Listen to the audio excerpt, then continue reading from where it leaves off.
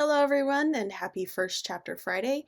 Mrs. Smith again, the District Library Media Specialist for Southern Cayuga. Today I'm going to be reading the first chapter of An Ember in the Ashes by Saba Tahir. I chose this book because it is one of my favorite series and the last book came out I think last year and I still have not recovered from it and I want all of you to suffer with me, so without any further ado, let's get started. Part 1. The Raid. 1. Laya. My big brother reaches home in the dark hours before dawn, when even ghosts take their rest. He smells of steel and coal and forge. He smells of the enemy.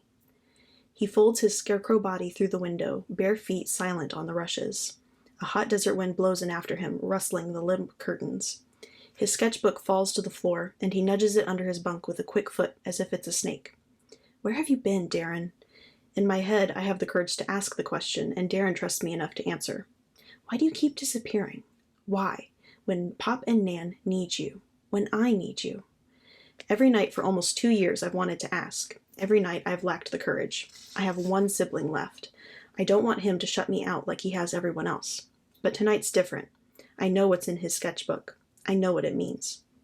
You shouldn't be awake. Darren's whisper jolts me from my thoughts. He has a cat's sense for traps. He got it from our mother. I sit up on the bunk as he lights the lamp. No use pretending to be asleep. It's past curfew and 3 patrols have gone by. I was worried. I can avoid the soldiers, Laya. Lots of practice. He rests his chin on my bunk and smiles Mother's sweet crooked smile. A familiar look. The one he gives me if I wake from a nightmare or we run out of grain. Everything will be fine, the look says. He picks up the book on my bed. Gather in the Night, he reads the title. Spooky. What's it about? I just started it. It's about a gent... I stop. Clever. Very clever. He likes hearing stories as much as I like telling them. Forget that. Where were you? Pop had a dozen patients this morning.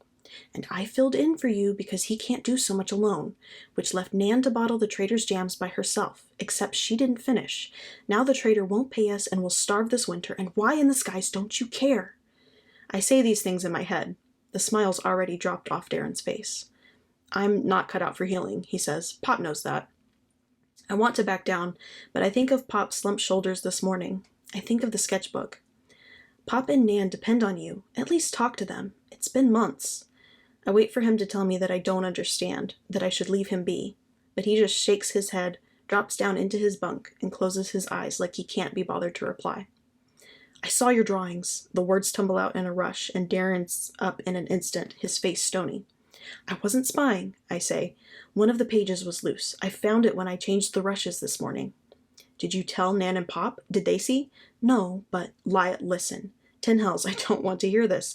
I don't want to hear his excuses. What you saw is dangerous, he says. You can't tell anyone about it, not ever. It's not just my life at risk. There are others. Are you working for the Empire, Darren? Are you working for the Marshals? He is silent. I think I see the answer in his eyes, and I feel ill. My brother is a traitor to his own people? My brother is siding with the Empire? If he hoarded grain or sold books or taught children to read, I'd understand. I'd be proud of him for doing the things I'm not brave enough to do.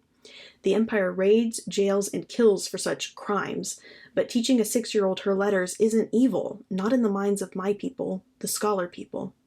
But what Darren has done is sick. It's a betrayal. The Empire killed our parents, I whisper, our sister. I want to shout at him, but I choke on the words. The Marshals conquered scholar lands 500 years ago, and since then they've done nothing but oppress and enslave us. Once, the Scholar Empire was home to the finest universities and libraries in the world. Now, most of our people can't tell a school from an armory. How could you side with the Marshals? How, Darren? It's not what you think, Laya. I'll explain everything, but... He pauses suddenly, his hand jerking up to silence me when I ask for the promised explanation. He cocks his head toward the window. Through the thin walls I hear Pop snores, Nan shifting in her sleep, a mourning dove's croon. Familiar sounds. Home sounds. Darren hears something else. The blood drains from his face, and dread flashes in his eyes. Laya, he says, raid. But if you work for the Empire, then why are the soldiers raiding us? I'm not working for them. He sounds calm, calmer than I feel. Hide the sketchbook. That's what they want.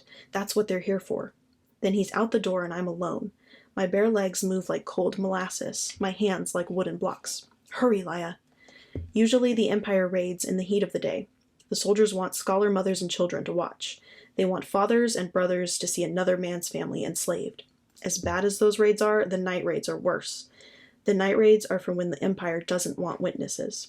I wonder if this is real, if it's a nightmare. It's real, Laya. Move.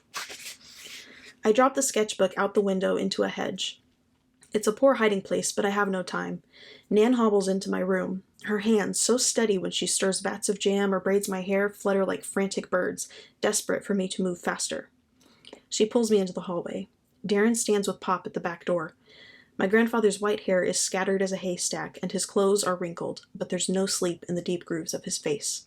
He murmurs something to my brother, then hands him Nan's largest kitchen knife.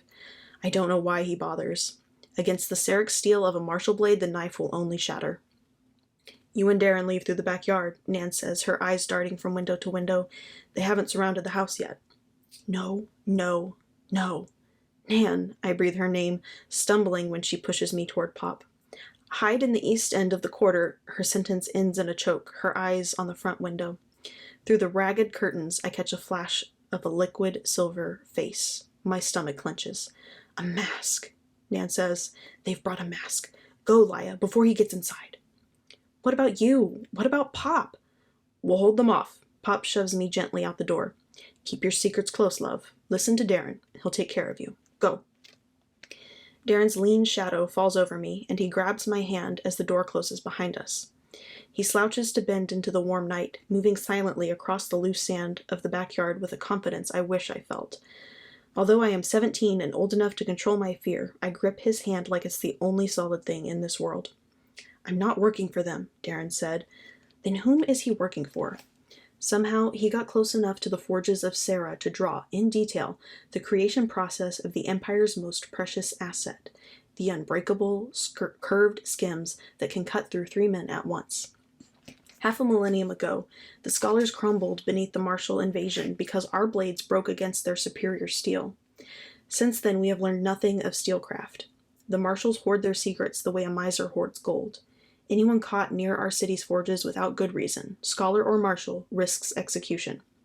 If Darren isn't with the Empire, how did he get near Sarah's forges? How did the Marshalls find out about his sketchbook? On the other side of the house, a fist pounds on the front door. Boots shuffle, steel clinks. I look around wildly, expecting to see the silver armor and red capes of Empire Legionnaires, but the backyard is still. The fresh night air does nothing to stop the sweat rolling down my neck. Distantly, I hear the thud of drums from Blackcliff, the mask training school. The sound sharpens my fear into a hard point stabbing at my center. The Empire doesn't send those silver-faced monsters on just any raid. The pounding on the door sounds again. In the name of the Empire, the unirritated voice says, I demand you open this door. As one, Darren and I freeze. Doesn't sound like a mask, Darren whispers. Masks speak softly with words that cut through you like a skim. In the time it would take a legionnaire to knock and issue an order, a mask would already be in the house, weapons slicing through anyone in his way. Darren meets my eyes, and I know we're both thinking the same thing. If the mask isn't with the rest of the soldiers at the front door, then where is he? Don't be afraid, Laya, Darren says. I won't let anything happen to you. I want to believe him, but my fear is a tide tugging at my ankles, pulling me under. I think of the couple that lived next door, raided, imprisoned, and sold into slavery 3 weeks ago. Book smugglers, the marshal said.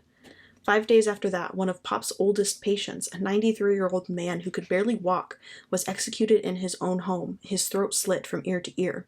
Resistance collaborator. What will the soldiers do to Nan and Pop? Jail them? Enslave them? Kill them? We reach the back gate. Darren stands on his toes to unhook the latch when a scrape in the alley beyond stops him short. A breeze sighs past, sending a cloud of dust into the air. Darren pushes me behind him. His knuckles are white around the knife handle as the gate swings open with a moan. A finger of terror draws a trail up my spine. I peer over my brother's shoulder into the alley. There is nothing out there but the quiet shifting of sand, nothing but the occasional gust of wind and the shuttered windows of our sleeping neighbors. I sigh in relief and step around Darren. That's when the mask emerges from the darkness and walks through the gate.